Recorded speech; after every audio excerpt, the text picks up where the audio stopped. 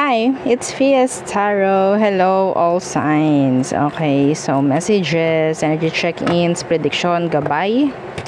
Okay, kung anong meron ating babasahin. Okay, so let's see. Siyempre, before tayo mag-start, again, kung meron pong tanong pagdating sa private reading, just message me sa akin pong FB page for more info. And yeah, don't forget to like, share, and subscribe. And yes, kung meron pong tanong pagdating po sa ating mga items, okay, they're all available except lang kay Grantor kasi si Grantor is made to order. Okay, so yeah, andito silang lahat. Okay, unahin ko muna yung aking bago. Oo, yung bago natin is yung cleansing kit, sage and selenite. Oo, hindi ko lang maipakita ngayon, pero merong post si admin nun sa page. Tingnan nyo na lang, check nyo na lang. Okay, so yung selenite po is like a charger pagdating sa ating mga crystals and charms. Okay, lifetime mo na pwedeng magamit yung selenite, basta i-charge mo lang siya sa araw or sa moon. Okay, mga ganyang bagay, mga ganyan lang. And syempre, sage is pwedeng, yes, nakakapag paggaan ng energy sa kung saan ka man. Okay, sa bahay, dyan sa tindahan mo, mga ganyang bagay. Okay, pagsasamahin mo lang sila. Hindi po sinisindihan ng selenite, okay? Hindi po sinisindihan. Oo. And yeah, meron akong nag-google na itong selenite pala is pwedeng pangtanggal mga sakit like sa katawan, mga ganyan. Pero hindi ko sinasabing na gawin mong yun na yung gamot mo whatsoever. Pero research rin kayo. Okay? Research rin kayo. Kung kailangan naman talaga is medical na ang inyong puntahan, doctor na yung puntahan mo, then dun ka na pumunta. No? So, yun po. Ang ating bagong kit o bagong item is yung ating cleansing kit. Okay? So, again, yeah, yung ating mga items is all available. Yes, yung ating mga protection from evil eye. Yeah, meron tayong ring. By the way, yung ating cleansing kit is limited lamang. Okay po? Limited lang po. Oo. So, hindi ko alam kung kailan ulit ako magkakaroon. Okay, anyway. So, evil eye ring. Okay, protection. This is adjustable, no? So, meron din tayong bracelets, isang garterized and isang adjustable. Okay? Same silang unisex. And kung yung gusto naman ay necklace, so meron din naman tayong necklace, no? And this is, yes, unisex. Non-tarnish, hypoallergenic. So, yung kanyang chain, ang haba nito ay 16 to 18 inches. Kasama yung extender. Okay? So, next is yung ating para sa love and money. Oo. The best. The best of both worlds. So, money and love. Money and connection. Okay. So, meron siyang citrine. Okay? Citrine. By the way, ako meron akong citrine. Like, citrine lang talaga. Anyway, eto rin naman, may citrine to. So, nakakatulong kasi siya, no, pagdating sa pamemera, pagdating sa business, yan. Yeah, it's like the merchant stone. It's like a money magnet. Okay, dadaming sales mo, parang ganyan, tataas yung, sabihin nating, pera. Okay? So, pagdating naman sa love, yes, ganun rin. Mamamagnet, no? Yung mga gandang energy lamang, syempre. Okay? Pero, sa totoo lang, ito is napakapansinin. Napakapansinin. Anyway, yung ating ito. So, kasi nga, magnet. Parang siyang may connection, kumukonect sa'yo, tao man yan, o whatsoever. O, diba? De, joke lang. Syempre, tao lang, no? And syempre, kung ikaw gusto mo gusto mo nito at ikaw ay lalaki, syempre, di mo masusuot yan. You can, put it in a red pouch. Okay? Sa red pouch. Pwede po to. Okay? And syempre, yung ating grantor. So, si grantor, yung taga-grant po, again, taga-grant lamang ng iyong minamanifest. So, kailangan mong proteksyonan yung iyong minamanifest sa pamamagitan ng paggamit ng evil eye protection. Okay? So, yung iba naiinip na kasi ang tagal daw ng intro. Pwede nyo i-skip. Okay? Pwede nyo i-skip doon na mismo sa reading. Di po ba? Pwede naman po yun, no? O mag-chat pa, magsasabi pa sa comment. Ang tagal naman. Wow naman. Di ba? Wow naman. Libre na nga, no? Di ba? O makikinig ka na nga lang, magde-demand ka pa. Anyway. Masyado ka nakakakuha ng attention, ha? So, lastly, yung ating cord cut, pangtanggal MALAS. Okay? Pangtanggal alat sa buhay, sa lahat-lahat ng aspeto. Pwede sa bahay, pwede yan sa business. Okay? Pwede pang sariling gamit. Kung sa tingin mo ay tinatamaan ka ng magaling, no? Tinatamaan ka ng hindi magandang energy, suot mo. Okay? So, yun po. So, again, kung may tanong, message na lang po. Na? Okay? Ganun lamang kadali. Again, wag po sa comment section magtatanong. Dahil may chance na scammer ang sasagot sa inyo. Kahit kapangalan ko pa. Okay? Kasi hindi po kami nasagot sa comment section. And yes, may mga gumagaya po ng aming page. Kaya masasabi natin, yes, kapangalan ko pa. Hindi po kami nasagot sa comment section. Again. Okay? So, yeah. Let's start the reading. So, ang simula ng reading ay 6:25. Okay. So, what's for you, our air signs? Gemini, Libra, and Aqua. Page of Swords. Oh, you have a stalker. Air signs, you have a stalker. Oh, nagusto ka. Love will find your way.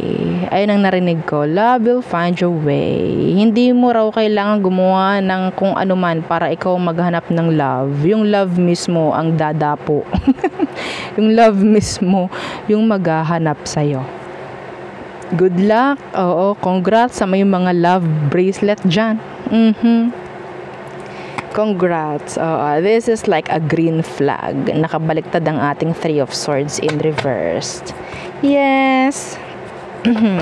Some of you, you'll get this heartwarming message. I don't know kung kanino galing. Okay? Pwede rin ditong may makikipag-ayos. Or somebody will express their feelings or emotions for you. Pero, yeah, they're watching you. They are watching you. Yeah. Some of you, pwedeng nasa workplace to. Kaklase mo, kasamahan mo sa isang lugar na palagi mong pinupuntahan. Okay? Alam mo yung, tawag dyan? Love at first sight. Ito yung nakikita ko dito. Okay? I don't know kung naniniwala ka doon. Pero yeah, lagi na mga una-una is tawag dyan, hindi naman laging una is love, no? Emotion. Hindi naman yun lagi. Attraction, I think. Okay? Attraction. Yeah. So, what else for air signs? The Four of Wands. Natatakot yung manok sa kapitbahay. Okay. Anong meron kapag yung manok is tumatalak ng ganon? Pwedeng nanganganak. Pwedeng nangingitlog. Ano mga kasabihan? Sabi daw pag ganyan, no? Oo, parang shinare. Oo. Ang tawag dyan, yung para daw may buntis sa paligid, no? Kasi ano pa naman, umaga pa naman eh. Pero sabi kapag daw may gumaganyan, yung papok, may gumaganon. No, sa hapon, para daw may something bad na mga mangyayari, no? Sana walang ganon. Anyway, naniniwala ba kayo sa ganon? So, anong inyo? Anong paniniwala nyo sa mga ganyan? Yung nagbububok yung mga manok? Ay, naririnig nyo ba? Anyway, air signs. Four of Wands. So, Four of Wands. Yung iba sa inyo magtitingin-tingin na mga bibilihin pagdating sa bahay. I don't know, like window shopping, mga ganyan. Window shopping sa isang online na kung ano man, sa kayo namimili. O, diba? So, what's with this Four of Wands? Okay, death. So, I'm hearing changes when it comes to sa tinitirahan mo, sa bahay mo, renovation, something like that. Okay? I'm hearing changes in general. Talking about your stability, mga ganyang bagay po, no? I'm hearing promotion, I'm hearing changes when it comes to your status, mga ganyang bagay. The Nine of Cups in reversed. Nakakuha ko dito ng energy na parang may good connection na mangyayari. There's this good connection. Some of you, kung ano man tong hinihiling mo na message, pwedeng dumating. That is specific, not for all. Yeah. Pero gumagaling na dito. Mas nagiging okay na when it comes to health. Yeah, see, the sun. I'm hearing pregnancy. Okay, pregnancy, parang ang tagal-tagal nang hindi nagkaroon ng pagkakataon mabuntis, pero may chance na mabubuntis na. Kasi nagiging okay na, no, kung ano man. What's with this Nine of Cups in reverse and the Queen of Pentacles? In general, somebody is in need pagdating sa'yo. The Moon in reverse. Somebody na pwede nga, could be a Pisces. Emotional support. They need emotional support. Okay? Yeah, the Hermit. May chance na itong taong ito'y sa'yo lang magkukwento. Sa'yo lang magsasabi ng kung ano man ang kailangan niyang sabihin at ikwento. Anyway, so there. Next. Fire signs, Aries, Leo, Sagittarius. Okay. Hi, Lucky. O, diba? Cutie. Okay. Fire signs, Aries, Leo, Sag. What is for our fire signs? Let's see. The Devil in reversed. The Five of Swords.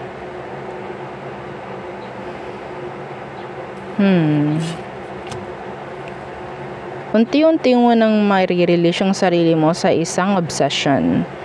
Okay? Or sa isang kinasanayan. I don't know if this is talking about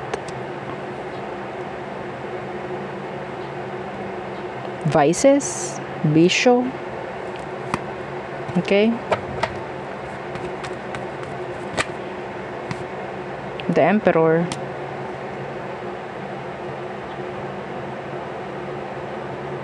Pwedeng hihingi ng tulong sa'yo yung iyong bisor. Okay? Hihingi ng tulong, like opinion. Some of them kasi pwedeng hindi nila alam kung anong dapat gawin sa ganito, ganyan. Real talk lang real talk. Madalas, na minsan, yung mga nasa mababa na posisyon, sila pa yung may alam lahat kaysa dun sa mas nakakataas sa kanila. Real talk. Real talk. Okay? Hindi naman lahat, pero may ganon. Okay? Kaya, may chance na parang may hihingi ng tulong or opinion. Yeah. Anyway. What else? The Wheel of Fortune in reversed. And the Empress in reverse. What's with this? Ito yung parang sitwasyon na hindi na gumagalaw. Anong meron? Sitwasyon na hindi na gumagalaw daw. Wala nang nangyayaring progress. Or paglago. Bakit? Seven of Wands in reverse. Some of you masyadong maluag pagdating po sa, and I don't know, kasi parang nakasanayan na somebody's progress, somebody's growth is parang nakarely na lang sa'yo kasi they know na you're there, always there. Masyadong maluwag, and wala yung higpit. Okay? Kaya hindi natututo. Parang may ganun.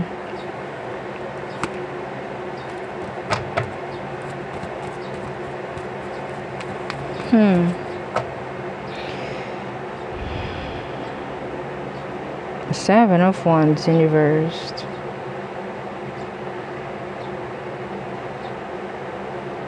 Some of you, hindi mo raw masyadong kailangan bigyan ng effort or pilitin yung isang bagay na parang hindi nag-workout. Fire signs, some of you needs to hear that. Meron daw sitwasyon dito, I'm hearing, kapag daw hindi bukas ang pinto para sa'yo, hindi daw yun para sa'yo. Sabi. 7 of Wands universe, you don't need to put effort, you don't need to kalampagin yung pintuan para magbukas. Hindi mo kailangan gibain yung pintuan para magbukas sa'yo. Hindi mo kailangan pilitin ang isang bagay kung sa tingin mo wala namang nangyayari talaga. Alam mo naman yun. Anong ibig sabihin nito? Anong aspeto? Saan to? Tingnan natin. Some of you, pagdating sa sarili mo, okay, you don't need to please everybody. Okay? Hindi mo kailangan baguhin yung sarili mo rin para sa iba. Para magustuhan ka, para maging enough ka. See, the Ten of Swords. This is changes. Pagdating sa iyo, pagdating sa sarili mo siguro. Okay? Ikaw lang din kasi yung masasaktan eh. Wala naman kasing tao or wala naman kasing isang sitwasyon na talagang sabihin nating perfect or matatanggap ka. Parang ganyan. Lagi na lang may makikita sa'yo. Okay? So, hindi mo kailangan mag-adjust. Okay? Hindi mo kailangan maglagay ng maraming effort para lang mas maging okay or para lang maging okay yung isang sitwasyon. So, kung hindi ka matanggap, then, kung ano lang ang kaya mo, yun na yun. Okay? So, kung hindi nila binubuksan yung pintuan nila para sa'yo, then, hindi para sa'yo yun. Or maybe hindi ka nila tanggap. Marami lang tao talaga na parang gumugusto ng perfect, pero hindi nila alam sila din naman is hindi perfect. Okay? Anyway, 7 of Swords in reversed. The Knight of Wands in reverse. Somebody will get caught cheating. And that's so specific. Somebody will get caught cheating. 4 of Cups. Andiyan na yung drama. Kasi ganito, andiyan na yung mga pagsisi. Kasi ganito kay. Kasi ganyan, whatsoever. Pero yeah, somebody will get caught cheating. The Hangman in reverse. Gagawa ng palusot to. The 4 of Wands in reverse, Death in reverse. So, nakakuha ko energy na parang yes, may mag-e-end pero magkakabalikan muli. This is just like a cycle na kailangan na talagang makaalis. Or mag-end. A repetitive situation is so toxic. Okay? Anyway, so there. Next is water signs. Cancer, Scorpio, Pisces. What is for you? Okay. For our water signs. Again, don't forget to like, share, and subscribe. Water signs. Let's see. Whoops. The King of Cups in reversed. What's that? The 2 of Cups. Somebody is ready to commit, I think. Somebody is sorry. Like, they're sorry. Why? Why the King of Cups in reversed? Hindi sila emotionally, like, mature, pero gusto nila na makatagpo ka sa same level mo, same wavelength.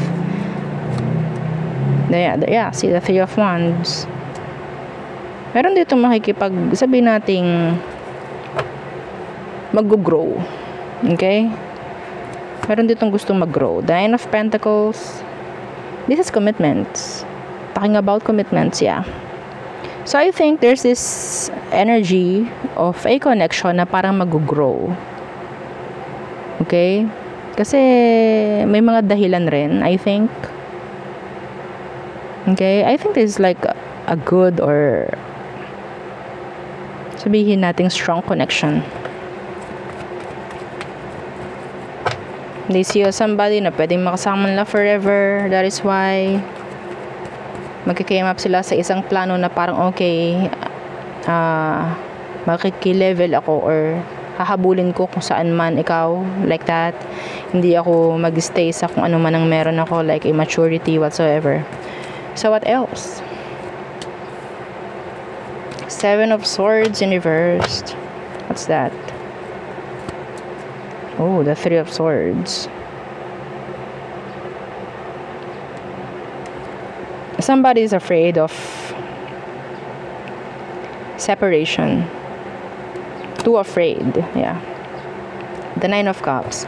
So, nandun yung energy na parang gagawa at gagawa ng paraan para hindi na mangyari itong Three of Swords na to. Lesson learned.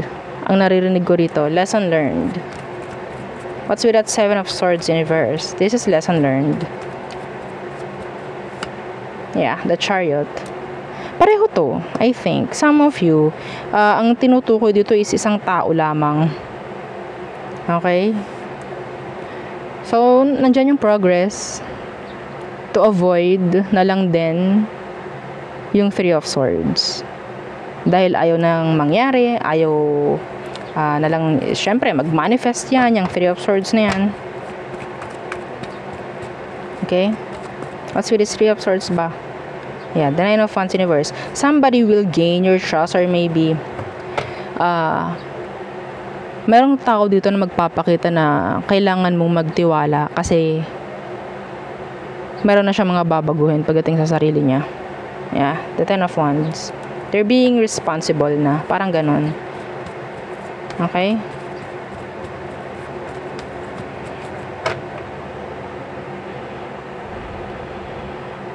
Some of you, meron ditong aamin sa isang kasalanan.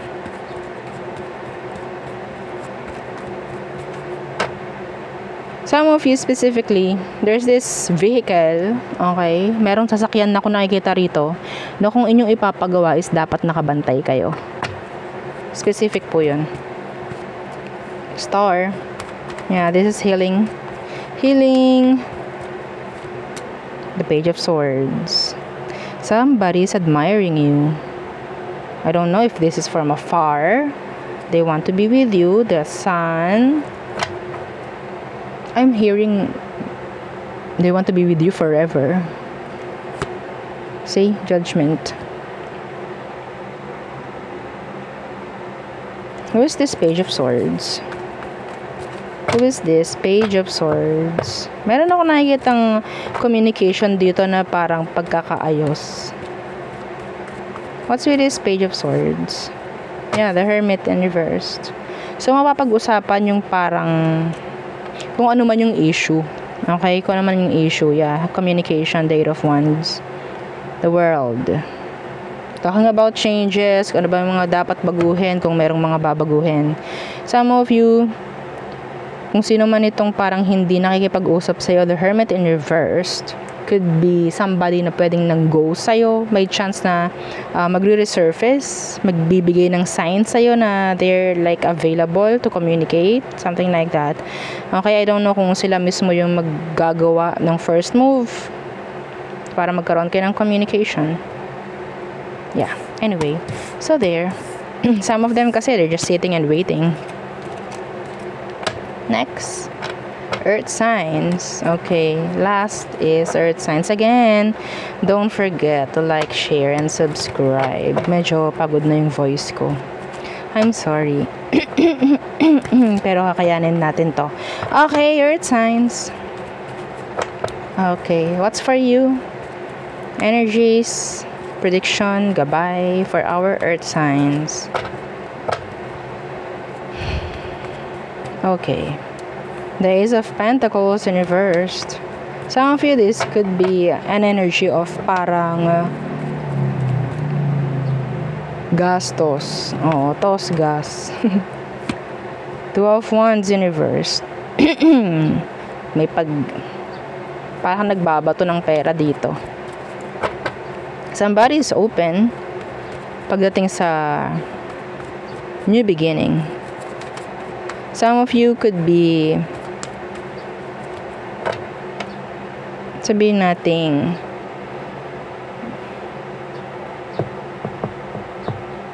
open. Okay? Pagdating sa mga magkakaroon ng plano, pagdating sa pera, kung ano man. Okay? I'm hearing travel din. Yeah, the full travel. What else? Yung iba sa inyo parang mag-i-invest. Like, this is risky, pero okay, I'll try. Parang ganon. Yes. Everything naman is pwedeng, lalo na kung business to, money related. Kung may mga gustong simulan or umpisahan, lagi namang, hindi nawawala yung failure, no? Normal na yun. Parang ganyan. Pero hindi normal kung ang failure ay palaging ganon. Iisa na lang yung nangyayari at hindi nagkakaroon ng progress, no? So, 6 of Cups, the 9 of Pentacles, your ex still wants you. Some of your ex is nagsisisi. Okay, some of them, they feel like ang laki ng nawala sa kanila. The 3 of Swords. Pero, I think, parang okay. You're the one that got away. Earth signs. Mahirap man, pero okay, sige, tatanggapin ko na lamang. But yeah, they miss you. Yeah, your ex is being sneaky. Some of them, they're thinking of having a new beginning with you. They're thinking of having a new beginning. They're being sneaky. Some of them, they're stalking you. The 7 of Swords. Yeah, the 5 of Cups. See how sad they are.